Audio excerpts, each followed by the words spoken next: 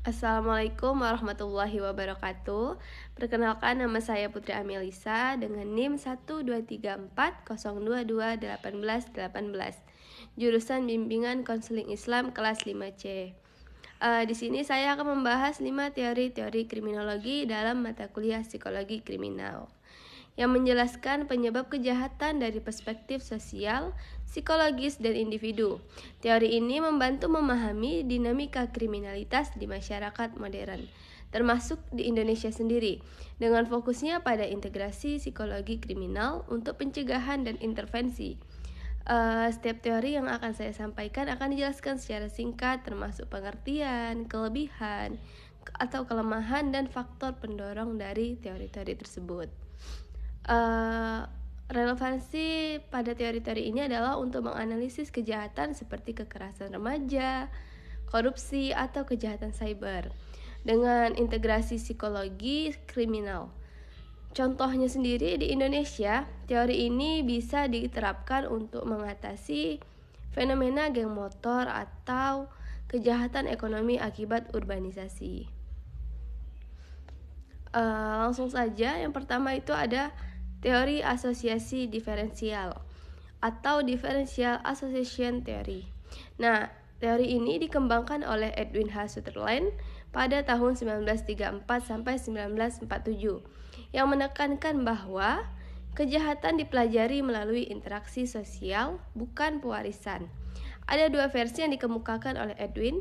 Yang versi pertama ini pada tahun 1939, fokusnya pada pola perilaku yang dapat dilatih, inkonsistensi pengaruh, dan konflik budaya.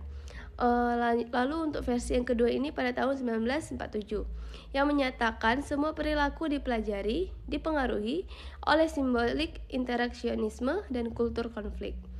Kelemahan dari teori ini adalah tidak semua orang yang terpapar kejahatan menjadi penjahat, misalnya polisi atau kriminolog. Tidak memperhatikan karakter individu, sulit menjelaskan kejahatan secara spontan, operasional sulit diteliti baik itu intensitasnya, durasinya, atau frekuensinya. Untuk faktor pendorong dari teori ini, yaitu yang pertama ada lingkungan sosial, di mana di situ ada keluarga disfungsional maupun geng. Lalu ada proses pembelajaran mencakupi observasi dan imitasi. Selanjutnya ada psikologis, yaitu emosi seperti loyalitas kelompok atau superioritas. Lalu dipercepat oleh media sosial. Contohnya sendiri di konteks remaja muslim, asosiasi dengan teman devian bisa mendorong perilaku kriminal. Pencegahan melalui konseling islami untuk membentuk asosiasi yang positif. Selanjutnya yang kedua ada teori anomi atau strain theory dari Emily dan Robert Scaberton tahun 1938 menjelaskan kejahatan akibat ketidakstabilan norma sosial dan strain antara tujuan dan budaya dengan sarana yang sah. Ada 5 adaptasinya. Yang pertama itu ada konformitas, inovasi, ritualisme, retretisme, dan pemberontakan. Dikembangkan oleh Agnew pada tahun 1992 dengan strain emosional seperti kemarahan. Kelebihan dari teori ini adalah melihat kejahatan sebagai normal, bukan abnormalitas. Lalu kelemahannya ini ada di bias kelasnya, di mana fokusnya pada kelas bawah dan mengabaikan kejahatan yang elit. Selanjutnya ada asumsi universal penyimpangan, yaitu relatif antar budaya. Contohnya seperti di Jepang atau Swiss yang menunjukkan rendahnya kejahatan meskipun sarananya terbatas. Selanjutnya ada faktor pendorong dari teori ini, yaitu sosial ekonomi, di mana itu ada pergeseran cepat seperti kapitalisme dan urbanisasi. Lalu ada strain, di mana itu ada kesenjangan goals dan means. Lalu ada psikologis yang mencakup frustasi, depresi, agresi. Selanjutnya relevan untuk kejahatan ekonomi di urban Indonesia.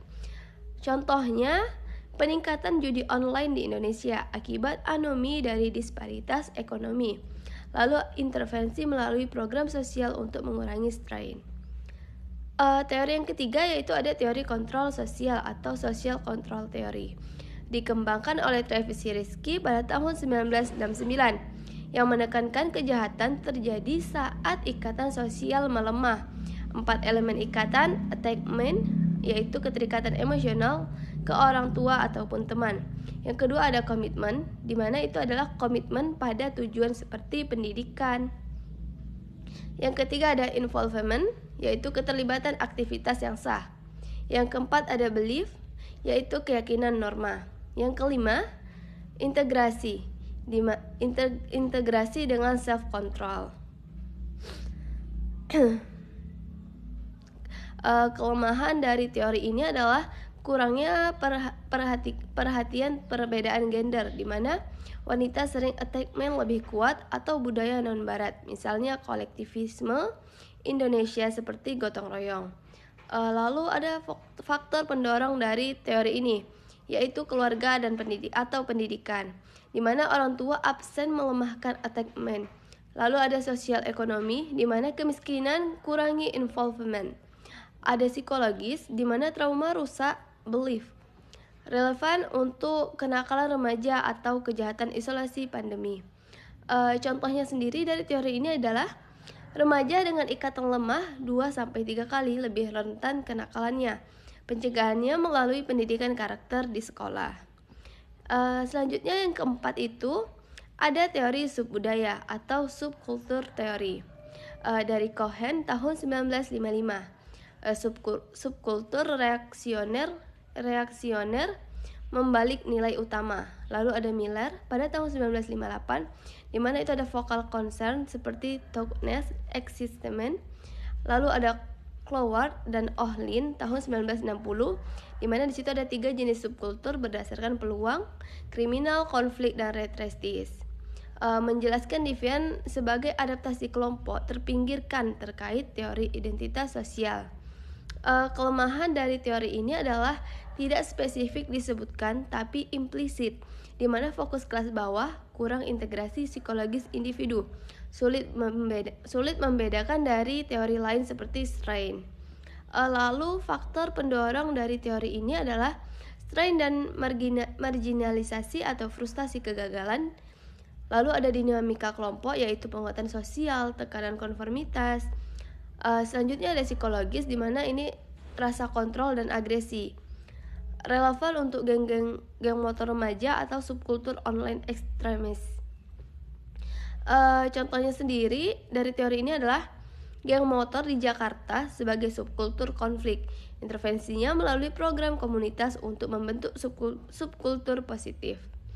Yang terakhir yaitu yang kelima, ada teori-teori sendiri atau self-teori. Nah, teori ini fokus pada konsep diri. Self-control teori oleh Gottfriedson dan Hirschi. Rendahnya self-control dari pengasuhan yang buruk. 6 elemennya itu seperti impulsivity, self-concept theory, reckless atau skur, self sebagai constrainer moral, yaitu moral self-theory. Lalu ada Wilson dan Bernstein, self-moral lemah, kejahatan sebagai kegagalan regulasi internal terkait self-efisiensi Bandura. Kelemahan dari teori ini adalah tidak spesifik disebutkan, tetapi kritik umum, di mana terlalu individualistik, kurangnya perhatikan faktor eksternal, sulit untuk ukur self secara objektif. Lalu faktor pendorongnya dari teori ini adalah pengasuhan masa anak, di mana inkonsistensi melemahkan self-control. Lalu ada psikologis, yaitu rendahnya self-esteem, impulsivitas. Selanjutnya ada lingkungan internal, di mana kemiskinan di filter self. Relevan untuk kejahatan impulsif seperti kekerasan domestik. Nah, contoh dari teori ini adalah anak dengan self-control rendah 3-4 kali lebih rentan kriminal dewasa. Terapi kognitif untuk membangun self-regulation. Nah, jadi mungkin itu saja, teori-teori ini saling melengkapi.